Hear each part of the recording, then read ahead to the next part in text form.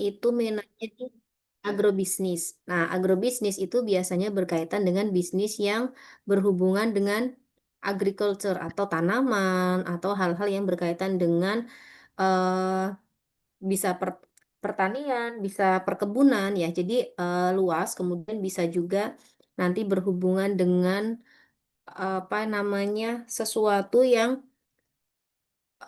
misalnya ada teknologi pangannya atau hal-hal yang berkaitan dengan produksi dari hasil-hasil pertanian ataupun perkebunan. Nah, di sini kemudian dikombinasikan dengan teknologi.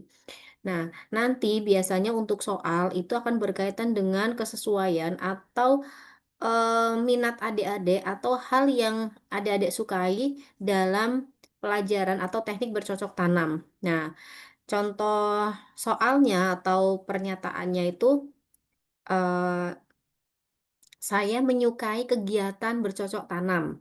Oke. Di situ nanti ada tulisannya ya atau tidak. Nah, jika adik-adik nanti memilih ya, berarti kalian termasuk apa dalam bakat atau minat agrobisnis. Jadi kalian berminat di bidang agrobisnis dan teknologi. Tapi kalau misalnya ternyata jawabannya tidak, berarti kalian dianggap tidak ada atau tidak memiliki minat di bidang tersebut. Nah, mungkin nanti minatnya di bidang yang lain. Oke. Kemudian untuk selanjutnya yaitu suka mempelajari cara-cara pemasaran hasil pertanian. Nah, jadi misalnya saya suka em, apa ya marketing untuk bidang-bidang atau hasil pertanian atau misalnya saya suka membuat kayak pengemasan untuk hasil pertanian dan lain sebagainya. Nah, itu yang berkaitan dengan pemasaran. Nah, pemasaran itu apa saja? Misalnya dari marketingnya, kemudian misalnya dari konsep untuk membuat apa packagingnya dan lain sebagainya. Oke, kemudian suka mempelajari ciri-ciri tanah yang subur. Nah, anak-anak yang punya minat di situ dia suka sesuatu atau pelajaran-pelajaran terkait dengan tanah-tanah yang subur. Nah, itu nanti kalau misalnya kalian memang ternyata kok suka di bidang ini, nah ada kemungkinan kalian memang memiliki minat di agrobisnisnya. Oke, kemudian suka mempelajari tentang hama tanaman. Nah, misalnya dari hama tanaman dan lain sebagainya. Nah, biasanya anak-anak yang seperti ini tuh ketika di rumah atau misalnya kalau kalian punya kebun atau kalian punya sawah, nah kalian suka tuh dengan hal-hal seperti itu. Kayak misalnya, kok kenapa ya tanaman ini kok mati? Terus kemudian, oh ini matinya kenapa? Oh ternyata ada hama tanamannya. Nah, kalian eh teliti tuh kalian membuat satu analisis tuh oh kok ternyata dimakan atau ternyata tanaman ini terkena penyakit ini atau hama apa. Nah, itu kalian suka tuh meneliti seperti itu. Nah, itu bisa jadi kalian memiliki minat di agrobisnis dan teknologi. Nah, kemudian suka mempelajari kegiatan wisata pertanian. Nah, kalian juga nanti suka tuh dengan kegiatan wisata-wisata yang berhubungan dengan pertanian. Nah, di sini pertanian itu lingkupnya luas ya, bukan hanya misalnya menanam padi. Nah, tetapi pertanian itu berhubungan dengan perkebunan, pertanian, kemudian hasil-hasil misalnya tanaman dan lain sebagainya. Oke. Nah, kemudian ada minat perikanan dan kelautan. Nah, misalnya kalian yang suka dengan sesuatu yang berhubungan dengan perikanan atau kelautan. Nah, ini nanti pernyataannya itu akan berhubungan dengan hal-hal yang berkaitan dengan perikanan. Kemudian teknik penangkapan ikan, kemudian budidaya ikan, dan misalnya tentang hasil-hasil laut. Nah, contohnya misal gini, saya suka mengembangkan budidaya hasil laut menjadi makanan olahan dan sebagainya. Nah, jadi itu juga nanti kalian akan eh, memiliki kecenderungan di minat perikanan dan kelautan. Oke, selanjutnya minat dalam bisnis dan manajemen. Nah, ini di bagian ini atau di tes ini, minat bisnis dan manajemen ini nanti akan mengukur terkait dengan seberapa besar atau seberapa jauh dan kesesuaian kalian ini dalam bisnis dan manajemen. Nah, biasanya anak-anak yang berhubungan dengan ini nanti ketika sekolah, dia akan mengambil jurusan Soshum atau Sosial Humaniora, atau nanti masuknya di IPS, kalau yang dulu itu IPA IPS ya. Nah, kemudian kecenderungannya nanti ketika kuliah, dia akan mengambil jurusan-jurusan atau program studi yang berhubungan dengan bisnis dan manajemen. Bisa misalnya akuntansi, kemudian manajemen bisnis, kemudian misalnya ilmu ekonomi dan lain sebagainya. Oke, nah di sini biasanya pernyataan itu berhubungan dengan saya suka menyusun rencana kegiatan. Nah, orang-orang yang memiliki kemampuan atau minat di manajemen, dia akan suka dengan rencana-rencana kegiatan yang detail, termasuk karena manajemen itu kan dia apa ya, mengatur ya, mengelola ya. Jadi dia akan Eee, bisa atau dia akan mahir dalam hal perencanaan suatu kegiatan atau perencanaan suatu agenda, perencanaan suatu pembukuan dan lain sebagainya. Oke, kemudian, suka mempelajari surat menyurat. Nah, ini berhubungan dengan manajemen atau manajerial. Nah, surat menyurat ini juga bisa jadi ketika kalian nanti, menyukai bidang ini, oh ternyata kalian memang ada kecenderungan di bagian manajemen. Oke, kemudian, suka membuat laporan kegiatan. Nah, laporan-laporan kegiatan, laporan keuangan, dan lain sebagainya. Nah, itu biasanya, anak-anak yang suka dengan hal-hal seperti ini, nah dia bisa jadi memiliki minat di bisnis dan manajemen.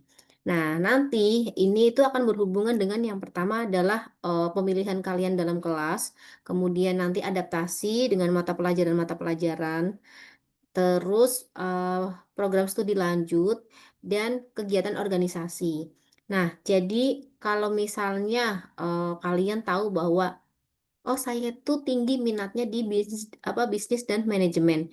Nah, nanti misalnya ketika kalian ikut organisasi, baik itu OSIS atau misalnya nanti di perkuliahan itu ada namanya HIMA atau organisasi lainnya, kalian, akan sangat cocok ditempatkan di bagian, sekretaris. Kalian akan sangat cocok di bagian pembuatan laporan, persuratan-persuratan. Nah, itu karena kalian punya minat di situ atau punya kemampuan, punya potensi di situ. Nah, jadi anak-anak yang seperti ini itu enak kalau karena dia sudah punya minat, dia jalannya itu akan lebih enak. Diberikan tugas ini, dia akan, lebih bisa untuk, mengikuti. Nah, itu manfaatnya ketika kita sudah mengetahui apa sih bakat minat kita untuk penempatan posisi-posisi. Oke, kemudian suka membuat catatan pemasukan dan pengeluaran uang. Nah, mungkin kalau misalnya adik-adik ada nih, tipe anak yang dia itu, pengeluaran setiap bulannya itu dihitung detail. Jadi misalnya, oh bulan ini pengeluarannya A, B, C, D. Nah, kemudian dia bisa dibuat saldo dan lain sebagainya. Nah, bisa jadi itu dia punya minat di bisnis dan manajemen, seperti itu. Kemudian suka mempelajari tentang perbankan. Nah, jadi dia suka dengan sesuatu atau hal-hal yang berhubungan dengan perbankan. Oke, selanjutnya minat di pariwisata. Nah, biasanya orang-orang yang minat di pariwisata, dia suka dengan hal-hal yang berhubungan dengan pariwisata atau hospitality. Nah, jadi pariwisata itu banyak, bukan hanya kunjungan di tempat, tapi Eee, kalian suka di tata boga, itu juga salah satu bentuk pariwisata. Kemudian kegiatan perhotelan, kemudian kunjungan-kunjungan wisata, atau misalnya kalian, suka menjadi tour guide di pariwisata dan lain sebagainya. Nah, termasuk juga tata rias. Nah, tata rias itu ternyata salah satu kegiatan yang berhubungan dengan minat di pariwisata. Oke, kemudian suka kegiatan tata busana, tadi ya, tata busana, tata boga, kemudian tata kecantikan atau tata rias. Oke. Selanjutnya, minat seni dan kerajinan. Nah, biasanya orang-orang seperti ini adalah orang-orang yang dia butuh fokus. Dia butuh fokus, kemudian dia itu, orang-orang yang memiliki, apa ya, tingkat keuletan. Nah, jadi, orang yang minat di seni dan kerajinan itu dia suka melukis, kemudian dia suka bermusik, dia juga suka menari, terus suka drama dan kegiatan yang berhubungan dengan perfilman. Nah, intinya adalah dunia seni itu dia suka seperti itu. Oke, kemudian minat keolahragaan. Nah, di minat keolahragaan ini, oke, biasanya anak itu cenderung suka olahraga yang bersifat pertandingan. Nah, jadi kalau misalnya ada anak yang dia itu suka popda, suka pertandingan-pertandingan olahraga, misalnya sepak bola, futsal, badminton, atau kalian misalnya ada kayak komunitas atau di sekolahnya atau misalnya di desanya ya itu ya ikut ada pertandingan-pertandingan atau cabang olahraga-olahraga. Nah, bisa jadi kalian termasuk dalam kategori memiliki minat di olahraga. Nah, kemudian menyukai olahraga rekreasi. Nah, olahraga rekreasi ini adalah misalnya ada kayak apa ya, kayak arung jeram, kemudian misalnya ada climbing dan sebagainya. Jadi mereka itu akan melaksanakan atau menikmati kegiatan olahraganya, tetapi dikemas dalam bentuk rekreasi. Nah, itu tidak akan menjadi beban ya, kayak gitu. Oke, kemudian suka mempelajari manfaat berolahraga. Nah, dia tuh akan sangat concern, eh, ini salah ya. Oke, dia itu akan sangat concern dengan hal-hal apa sih tentang olahraga. Nah, bisa jadi dia juga akan apa ya ibaratnya itu akan mengatur menu misalnya. Oh, kalau manfaat olahraga ini tuh apa ya? Kemudian biasanya dia tuh akan menjadi orang yang detail. Detailnya ini. Oh, kalau saya mau push up, saya mau mengecilkan misalnya di bagian apa atau misalnya saya ingin memperkuat otot lengan dan sebagainya. Nah, dia ada tekniknya. Nah, mempelajari teknik berolahraganya. Jadi dia tuh tidak asal-asal.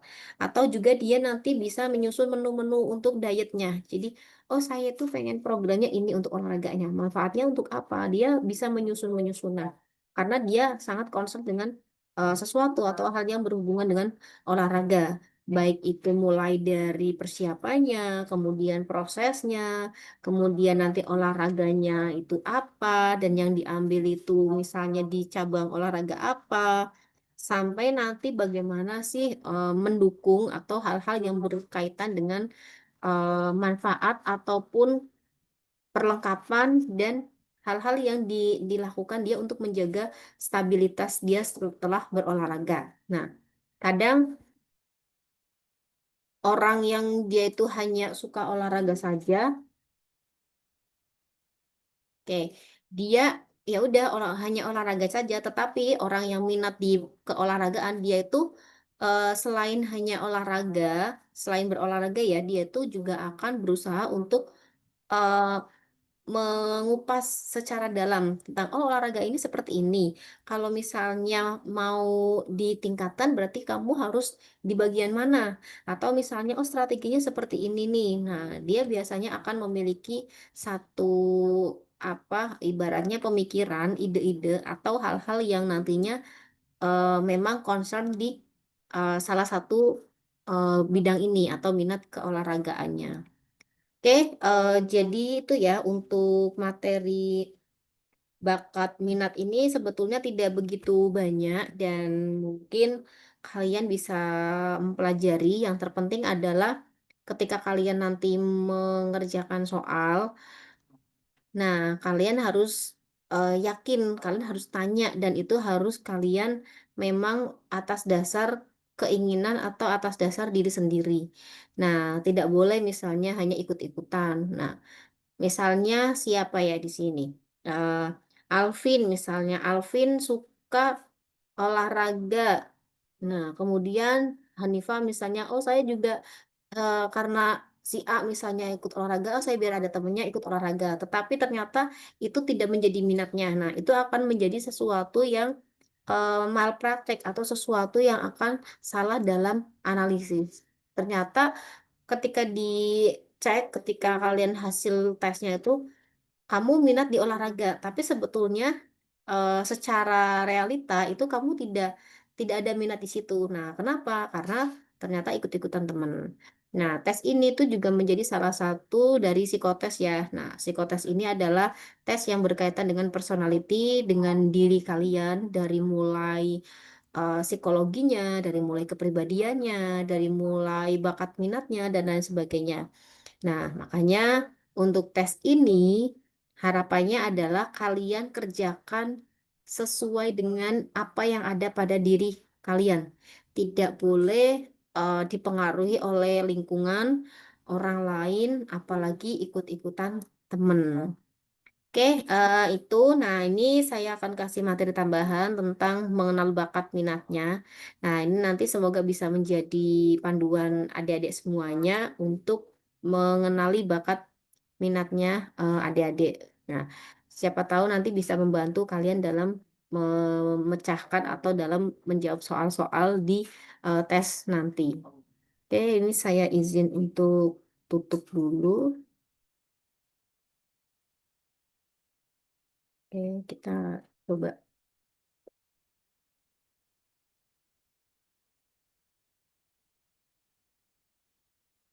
Oke, sudah kelihatan belum untuk PPT saya?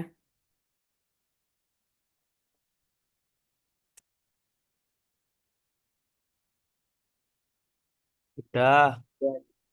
Oke, nah ini adalah tambahannya. Kalian yang pertama adalah untuk bisa menjawab soal itu, kalian juga harus mengenal bakat dan minat tuh. Oke, nah. Nah, kita langsung di sini aja ya. Jadi, kalian harus tahu terkait dengan apa sih bakat itu. Oke, nah, jadi bakat itu adalah potensi yang dimiliki oleh seseorang sebagai bawaan sejak lahir. Nah, jadi kalian dari lahir itu kalian sudah memiliki bakat atau sesuatu yang melekat. Nah, bakat ini terkadang ada yang menyadari, ada yang tidak menyadari.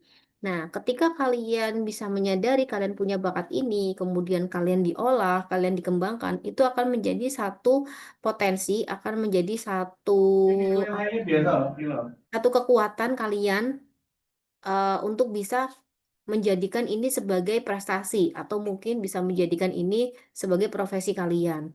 Nah, tetapi terkadang ada orang yang dia tuh sebetulnya punya bakat ini, tapi karena dia itu tidak menyadari, kemudian dia itu tidak ada sesuatu atau hal yang bisa untuk mengembangkan. Contohnya misalnya gini, dia tuh punya bakat eh, bermusik misalnya. Nah, tapi dia itu tidak menyadari bahwa dia tuh punya potensi bermusik.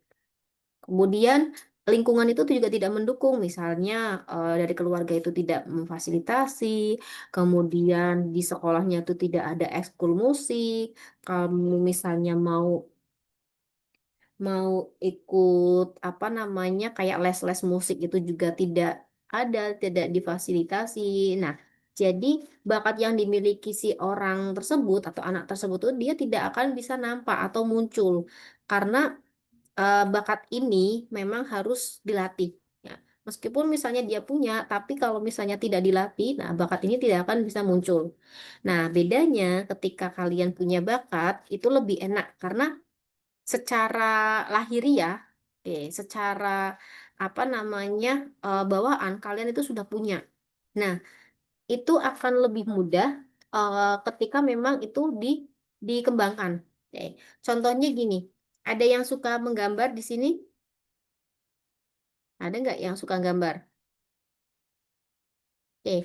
Nah, contohnya bakat menggambar ya atau melukis. Nah, antara anak yang dia punya bakat melukis dengan anak yang tidak punya bakat melukis itu pasti akan berbeda. Nah, anak yang tidak punya bakat melukis, dia misalnya menggambar, dia jadi gambarnya. Tetapi kalau misalnya dilihat itu nilai estetikanya atau misalnya kayak filosofinya itu tidak ditemukan. Dia hanya sebatas misalnya oh menggambar objek ini, udah objek ini sesuai dengan apa yang dilihat, sesuai apa yang dicontoh, sudah. Tetapi orang yang dia punya bakat menggambar atau melukis, meskipun misalnya lukisannya itu sederhana atau misalnya eh, apa ya kayak hanya coretan hanya apa itu tapi itu punya makna itu punya filosofi dan dia akan lebih mudah untuk mengaplikasikannya. Nah itu bedanya seperti itu sama dengan bakat-bakat yang lain misalnya bermusik misalnya olahraga dan lain sebagainya. Nah intinya kalian harus tahu kalian punya bakat apa dan bagaimana caranya kalian bisa mengembangkan bakat tersebut. Oke. Nah, kemudian, nah, kita juga harus tahu apa sih macam-macam bakat itu. Oke, nah di sini ada macam-macam bakat. Oke. Ya, jadi yang pertama adalah kita juga harus tahu macam-macam bakat itu ada apa saja. Nah, yang pertama adalah ada bakat umum. Nah, bakat umum ini merupakan kemampuan yang berupa potensi dasar yang bersifat umum. Nah, artinya semua orang itu memiliki. Oke, contohnya komunikasi, bahasa itu setiap orang itu pasti memiliki. Nah, tinggal bagaimana nanti dalam perjalanan di lapangan, bagaimana nanti dalam tuntutan lingkungannya itu, dia mengolahnya. Oke, secara umum, misalnya orang kan punya bakat komunikasi ya, mereka pasti bisa ngomong, mereka pasti bisa mengungkapkan, eee, apa ya, ibaratnya kata-katanya. Nah, tetapi akan berbeda ketika misalnya di lapangan, oh dia, eee di apa namanya, mendapatkan sesuatu yang bisa meningkatkan atau pelatihan atau yang lain sebagainya. Nah, dia akan, lebih besar potensinya, tetapi yang biasa-biasa saja dia tidak bisa. Nah, itu adalah bakat umum semuanya itu, punya. Nah, kemudian ada bakat khusus. Nah, bakat khusus ini adalah kemampuan yang berupa potensi khusus. Nah, artinya, tidak semua orang itu memiliki bakat tersebut. Kayak misalnya seni tadi ya. Jadi misalnya anak yang dia itu, punya bakat musik dengan yang tidak itu pasti beda. Anak yang bakat musik itu jadi gini, anak yang punya bakat atau darah seni atau bakatnya di seni itu, dia ketika mempelajari alat musik itu dia akan lebih cepat bisa. Dia akan lebih cepat beradaptasi. Nah, beda dengan yang tidak punya. Nah, dia harus berlatih, berlatih, berlatih.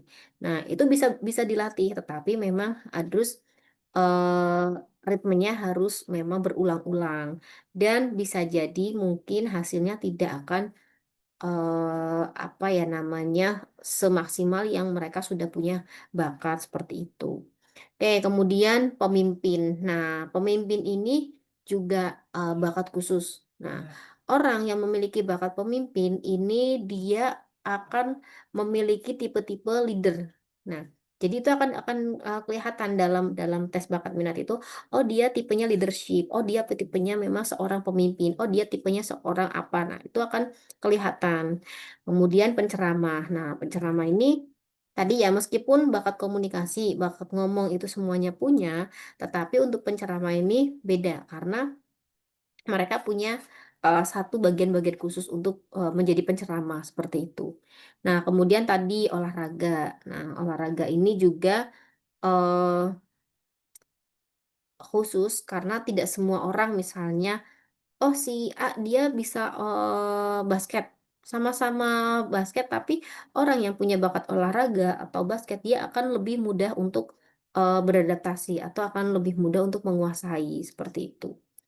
Oke, selanjutnya, nah kita akan melihat bakat khusus. Oke, nah ini macam-macam bakat khusus ya. Di sini ada bakat verbal. Nah, bakat verbal ini berhubungan dengan tadi ya, kayak kemampuan dia berkomunikasi. Nah, komunikasinya apa? Komunikasinya tadi misalnya ceramah, kemudian misalnya MC, dan lain sebagainya.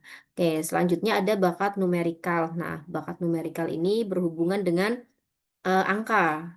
Oke, selanjutnya ada skolastik. Nah, apa sih skolastik ini? Nah, skolastik ini biasanya adalah, kemampuan atau, nah skolastik ini ada namanya, SIT misalnya Scholastic Aptitude Test. Nah, kenapa skolastik? Skolastik ini adalah kemampuan atau bakat atau sesuatu yang berhubungan dengan kemampuan kalian dalam menyelesaikan semua tugas-tugas, kemampuan kalian dalam beradaptasi, kemampuan kalian dalam mengerjakan, sesuatu tuntutan dan, pressure-pressure. Nah, bakat skolastik ini akan berhubungan dengan, kemampuan kalian dalam menyelesaikan studi. Nah, anak-anak yang dia punya bakat skolastik, dia bagus, dia akan menyelesaikan studinya dengan lancar, dengan baik. Jadi dia memiliki kemampuan untuk bagaimana beradaptasi dengan lingkungan, bagaimana dia itu, menganalisis dan bagaimana dia itu membuat, apa ya, misalnya kayak, kapan harus mengerjakan tugas, kapan harus ini. Nah, itu bakat skolastic itu seperti itu. Jadi kemampuan anak-anak itu biasanya berhubungan dengan, nah, di bakat skolastik ini berhubungan dengan bagaimana sih kalian itu nanti akan menyelesaikan program studi. Oke, misalnya untuk SMA berarti ya udah selama 3 tahun. Nah, anak yang punya bakat skolastik tinggi, dia ketika, dalam studi itu dia tidak akan menemukan kendala yang ibaratnya itu terlalu berat kayak gitu, karena dia sudah bisa mengakomodir, dia sudah bisa untuk, bagaimana membuat salah satu, apa ya namanya, manajemennya seperti itu. Nah, kemudian ada bakat abstrak. Nah, bakat abstrak ini berhubungan dengan apa? Biasanya berhubungan dengan gambar dan lain sebagainya. Oke, kemudian bakat mekanik. Nah, mekanik ini berhubungan dengan mesin, berhubungan dengan teknik. Nah, anak-anak yang berhubungan dengan teknik, dia akan memiliki bakat di mekanik. Oke, kita sini dulu ya. Oke, kemudian ada bakat relasi ruang. Nah, bakat relasi ruang ini bisa dikatakan juga namanya adalah bakat spasial. Nah, bakat relasi ruang ini biasanya dimiliki oleh pilot, kemudian driver atau pengemudi, atau misalnya kalian yang, naik kendaraan bermotor atau mengendari motor, kemudian ada lagi misalnya desain interior. Nah, dia memiliki bakat relasi ruang yang tinggi. Nah, bakat relasi ruang ini untuk apa sih? Nah, oke. Nah, bakat relasi ruang ini akan berhubungan dengan seberapa, eee, dia itu apa ya, ibaratnya itu melihat bahwa jadi gini, kalian ada yang pernah lihat ini, pesawat atau naik pesawat atau misalnya kalian pernah melihat di film-film itu pesawat. Nah, jadi orang yang memiliki bakat relasi ruang yang tinggi, dia itu akan bisa memprediksi misalnya, oh pesawat ini berada di jalur sekian. Nah, kemudian dia itu akan berbelok. Nah, orang itu sudah akan memprediksikan, oh di titik mana atau di titik berapa pesawat ini harus berbelok dan itu berapa derajat dia itu harus berbelok. Nah, ibaratnya adalah dia tuh sudah memiliki kayak analisis ruangnya, "Oh, pesawatnya itu di sini. Nah, jalannya sekian." Nah, dia tuh akan memprediksikan, "Oh, berarti kalau tikungannya sekian, saya harus berbeloknya di berapa derajat." Dan itu posisi dia belok itu dari, berapa meter sebelum dia di titik itu. Nah, orang-orang yang memiliki kemampuan, analisis atau spasial yang tinggi, itu, bagus kalau dia berikan jabatan atau di posisi misalnya nahkoda dan lain sebagainya. Nah, kemudian ada misalnya pengemudi mobil. Nah, dia kan harus punya spasial yang tinggi ya, karena misalnya dia mau nyalip, ada mobil di depan, kemudian di samping ada mobil. Dia akan bisa memprediksi, oh, mobilnya itu sekian. Nah, itu, spasial atau ruangnya itu seberapa? Nah, dia akan bisa memprediksi, "Oh, berarti dengan kondisi ruang seperti ini, mobil saya tuh bisa masuk atau tidak?" Atau misalnya pas dia dibelokkan, dia punya kemampuan untuk menganalisis, posisinya di depan ada belokan, berarti saya harus menikungnya itu di, berapa meter dan berapa derajat saya harus menikungnya. Nah, itu kemampuan untuk, relasi ruang, oke. Terus bakat kecepatan dan ketelitian klerikal. Nah, kecepatan dan ketelitian klerikal ini biasanya berhubungan dengan sesuatu yang keuangan, akuntansi, kemudian misalnya yang berhubungan dengan pembukuan. Nah, dia harus memiliki kecepatan dan ketelitian klerikal. Klerikal berhubungan dengan itu ya akuntansi, kemudian eh, apa, sekretaris. Nah, dia harus memiliki, bakat yang itu. Oke, ketika dia punya bakat ini, dia akan lebih mudah untuk beradaptasi dan, apa, ibaratnya itu melaksanakan tugas-tugasnya. Nah, yang terakhir adalah bakat bahasa atau linguistik. Nah, ini adalah bakat, seseorang dalam kemampuan bahasa. Nah, ada mungkin anak yang dia itu bisa menguasai banyak bahasa. Oke, nah kemungkinan dia memang punya bakat bahasa. Jadi dia akan lebih mudah untuk beradaptasi dan mempelajari bahasa-bahasa. Misalnya kan kadang ada yang dia tuh bisa bahasa Indonesia, bahasa Inggris, kemudian bisa juga bahasa Jepang, bahasa Jerman, dan lain sebagainya. Dia memiliki bakat atau kemampuan yang tinggi di bahasa. Nih. Oke, selanjutnya kita akan lihat. Nah, ini contohnya untuk bakat verbal ya. Bakat verbal ini berhubungan dengan misalnya guru ngajar. Nah, tidak semua orang itu memiliki kemampuan di bakat verbal terkait dengan ngajar. Tadi ngajar, ceramah, pidato, kemudian puisi, itu adalah bakat-bakat verbal. Karena eh, ada orang yang tidak bisa, misalnya, oh, saya itu nggak bisa ngajar karena memang susah untuk saya bisa bisa komunikasi atau public speaking di depan umum, atau misalnya apa namanya tadi ya, ceramah, pidato kayak gitu. Nah, ada orang yang memang dia tidak bisa. Jadi mungkin dari mulai keberaniannya, bagaimana menyusun kata-katanya, bagaimana intonasinya, dan lain sebagainya.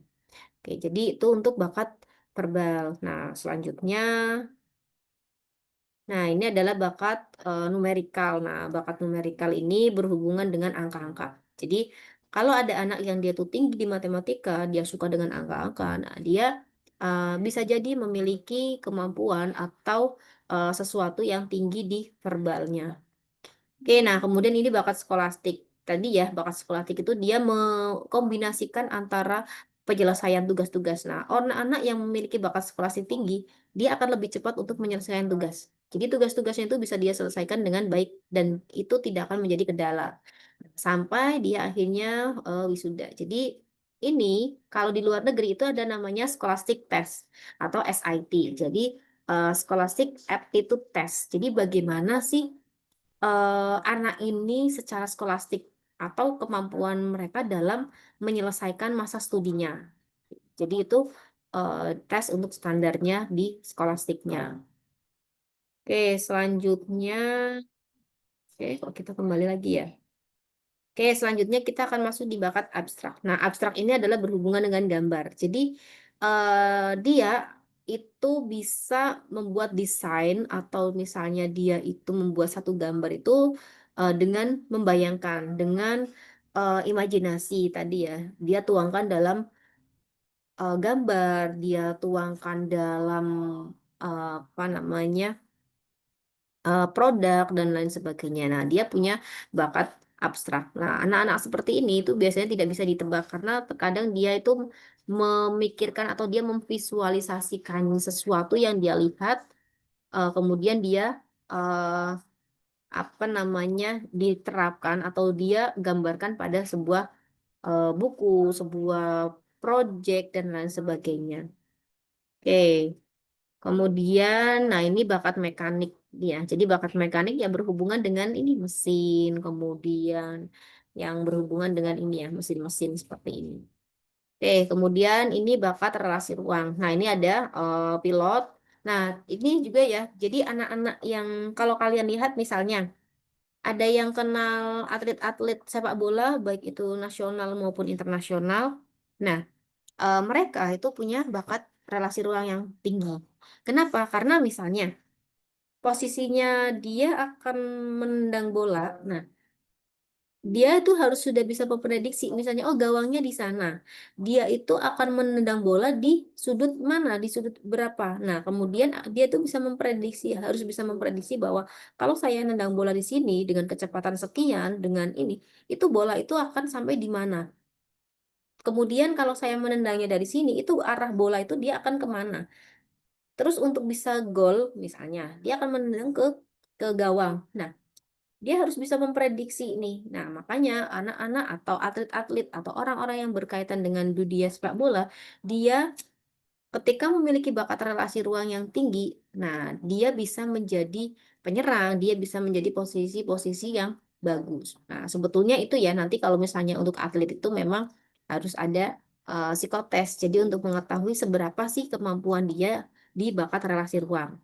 Nah, kalau tinggi dia akan menempati posisi-posisi yang bagus nih. Dia harus bisa menjadi penyerang karena dia yang akan bisa memprediksi bola ini kalau ditendang dari sudut sekian, dia masuk ke gawang, dia melewati mana, dia harus di sudut mana. harus bisa menendang bola ini biar sampai ke gawangnya. Nah, itu untuk, relasi ruang. Oke, selanjutnya ada ada nih ya tadi bakat, KKK atau kecepatan dan ketelitian klerikal. Nah ini, jadi ada, bos-bos ini ya manajerial. Nah manajer-manajer itu dia harus punya kecepatan, ketelitian klerikal. Kayak ini sekretaris dan lain sebagainya. Oke, selanjutnya ini adalah bakat bahasa. Nah, bakat bahasa ini juga banyak ya, misalnya jadi presenter, jadi reporter, kemudian jadi penceramah, jadi dai, jadi guru. Nah, dia memiliki bakat bahasa yang tinggi. Ada mungkin orang yang dia bakatnya tinggi di mana, tapi dia di bahasanya kurang. Kenapa? Karena di public speaking-nya dia kurang, atau misalnya dia ingin menyampaikan sesuatu, tapi dia tidak bisa menyampaikan. Ada anak yang saya itu ada nih di pikiran itu udah tergambarkan, "Oh saya mau menyampaikan ini," tapi itu dia tidak bisa mengeluarkan, dia tidak bisa keluar. Nah dia kemungkinan ada kendala di bakat bahasanya. Oke, jadi nggak usah minder ya misalnya kalian itu kadang dianggap cerewet, kalian dianggap misalnya, "Kok ini anak, cerewet, sukanya ngomong terus, sukanya misalnya investigasi, sukanya mendebat," dan sebagainya. Nah, bisa jadi dia memang memiliki kemampuan di bakat bahasanya. Oke, nah selanjutnya, nah tadi kita sudah belajar di bakat, sekarang kita belajar dada minat. Nah, ini ya, untuk minat ini adalah proses pengembangan dalam mencampurkan seluruh kemampuan yang ada untuk mengarahkan individu kepada suatu kegiatan yang diminatinya. Nah, jadi ini adalah proses pengembangan. Nah, minat ini biasanya nanti akan berhubungan atau dipengaruhi oleh lingkungan. Oke, contohnya misalnya ketika kalian ada yang misalnya kalian hidupnya di perumahan, TNI Angkatan Darat. Nah, itu kan setiap hari, setiap apa, kegiatan itu kalian lebih banyak berkomunikasi atau berinteraksi dengan orang-orang seperti itu. Nah, kemudian, saya pengen nih, saya minat nih di ini." Nah, nanti misalnya kalian, berhubungan atau teman-temannya berkaitan dengan dunia apa? Nah, "Oh saya minat di sini." Nah, makanya minat ini berhubungan dengan, lingkungan. Nah, kemudian ini adalah proses pengembangan. Nah, tetapi harapannya ketika kalian sudah punya atau sudah menganalisis, sudah bisa melihat bakatnya, kalian kembangkan dengan minatnya, ini akan jauh lebih baik. Nah, minat ini nantinya akan mengarahkan individu pada suatu kegiatan. Misalnya saya minat di olahraga. Nah, itu akan mengarahkan dia untuk mengikuti kegiatan-kegiatan berkaitan dengan olahraga. Atau misalnya minat saya itu di, alam, di kegiatan alam. Nah, itu akan mengantarkan atau mengarahkan individu tuh, oh berarti saya ngikutin kegiatan yang berhubungan dengan alam, misalnya hiking, climbing, dan lain sebagainya. Atau misalnya saya itu minatnya di kesehatan. Nah, berarti itu akan mengarahkan individu itu untuk mengambil profesi-profesi atau program-program studi itu yang berkaitan dengan, dunia kesehatan. Oke, jadi itu ya. Nah, nanti ketika di SMA itu juga dia akan lebih banyak misalnya berkaitan dengan kesehatan. Nah, kemudian nanti juga akan mengarahkan anak itu pada, "Oh, saya tuh minatnya di kesehatan. Berarti nanti saya kalau misalnya ada lomba, saya ambilnya di bidang biologi atau di kimia untuk OSN dan lain sebagainya." Nah, itu, untuk minat. Oke, kemudian nah di sini ada jenis-jenis minat. Oke, nah ini jenis-jenis minat di sini ada minat vokasional. Nah, minat vokasional itu adalah vokasi berkaitan dengan pekerjaan. Nah, jadi orang yang memiliki minat vokasional itu mereka minatnya pada suatu pekerjaan atau misalnya, profesinya atau, sesuatunya itu berkaitan dengan kerja, yang penting itu kerja, jadi hanya sebatas untuk bekerja. Nah, ada yang minatnya itu profesional, berarti dia itu minat di keilmuan, seni, kesejahteraan sosial. Oke. Ada anak yang misalnya gini, ada 2 anak, dia itu sarjana. Nah, yang satu itu minat vokasional, yang satu minat profesional. Nah, dia yang memiliki minat vokasional, setelah lulus, dia misalnya, oh dengan ini dia kerja. Nah, karena dia punya minat vokasional. Tetapi ketika dia punya minat profesional, dia itu tidak hanya menempatkan pada gelarnya atau misalnya keilmuannya itu hanya untuk bekerja, tetapi dia itu akan benar-benar mengupas secara detail, secara dalam keilmuan ini. Nah, biasanya itu dia akan concern terhadap keilmuan. Jadi saya ingin menjadi ilmuwan, ingin memperdalam ini dan anak yang memiliki minat profesional ini, nah dia ketika apa ya, memilih satu kegiatan, satu keilmuan atau satu keputusan, dia benar-benar akan concern di sana. Kalau seni, dia benar-benar akan menunjukkan bahwa seni itu sebagai sesuatu yang profesional, bukan hanya sebatas dia itu suka. Kayak itu. Oke, kemudian ada komersial. Nah, minat komersial ini biasanya berkaitan dengan dunia usaha, jual beli, periklanan, akuntansi, dan kesekretariatan. Jadi itu yang untuk minat ya. Oke, nah kemudian ini minat kegiatan fisik. Nah, kegiatan fisik ini berkaitan dengan mekanik, kegiatan luar, dan lain sebagainya. Jadi, kegiatan-kegiatan yang memang banyak menggunakan atau berkaitan dengan fisik. Oke, kemudian ini ada avokasional. Nah, avokasional ini minatnya hanya untuk memperoleh kepuasan atau hobi. Contohnya ada yang kadang gini. Ada nggak kalian yang suka naik gunung? Nah, itu hanya sebatas avokasional, jadi sebatas hobi aja, sebatas kepuasan. Atau misalnya hiburan, atau apresiasi, dan lain sebagainya. Jadi dia melakukan kegiatan itu bukan karena dia itu berprofesi itu, bukan karena dia itu pekerjaannya itu, tetapi menjadi sebuah kepuasan atau hobi gitu.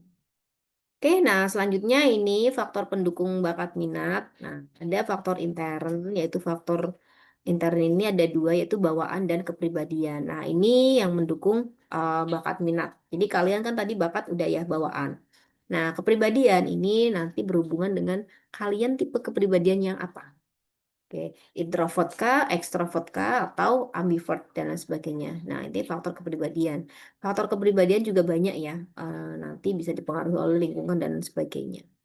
Nah, kemudian ada faktor ekstern. Nah, ini adalah tadi ya, kalian dipengaruhi oleh faktor lingkungan. Ketika kalian berada di lingkungan yang di sana itu banyaknya dokter-dokter, nah kemungkinan nanti kalian juga akan timbul minat untuk, oh, pengen ya jadi dokter. Atau misalnya kalian mengunjungi apa atau berkaitan dengan komunitas apa, nah ternyata saya minat nih menjadi profesi A, B, C. Kemudian lingkungan keluarga. Nah, ini keluarga juga berpengaruh terhadap bakat minat kalian. Nah, makanya kalau bisa ketika kalian sudah tahu, oh bakatnya apa, minatnya apa, komunikasikan dengan keluarga. Jadi, agar keluarga itu bisa menjadi support atau pendukung, bukan nanti menjadi apa ya, penentang gitu ya. Jadi nanti ada konfrontasi, ada perbedaan antara kalian dengan keluarga. Nah, itu eh, apa yang harus kalian diskusikan.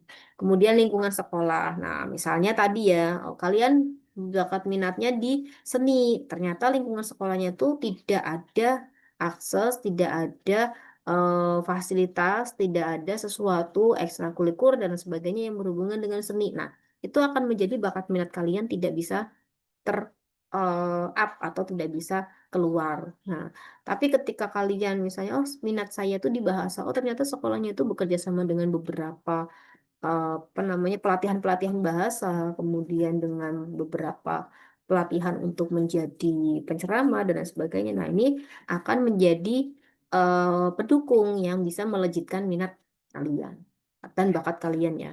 Nah, kemudian lingkungan sosial itu banyak ya dari masyarakat dan lain sebagainya. Oke, selanjutnya ini, nah ini cara mengembangkannya. Yang pertama adalah harus berani, kemudian harus latihan. Nah, tadi ya misalnya meskipun bakat itu adalah bawaan, minat itu juga sesuatu yang diperoleh dari percampuran, nah, tetapi tetap harus ada latihan. Kemudian harus didukung lingkungan, memahami hambatan dan pengembangan bakat dan cara mengatasinya. Jadi kalian juga harus tahu, misalnya tadi suka di seni, ternyata ada hambatan. Nah, gimana caranya kalian memahami hambatannya? Kemudian ada pengembangan dan kalian tahu cara mengatasinya atau solusinya. Oke, nah ini kemudian kesesuaian bakat. Nah, ini kemampuan yang dimiliki setiap individu. Bakat ini berkembang dan tampak menonjol bila mana dilakukan latihan secara terus-menerus. Jadi bakat ini akan kelihatan, bakat ini akan menonjol, bakat ini akan menjadi sesuatu yang bisa apa namanya keluar ketika kalian itu mengolahnya, ketika kalian itu melatihnya, ketika kalian itu memiliki apa ya namanya sesuatu yang itu berulang-ulang untuk kalian mengembangkannya dari bakat tersebut.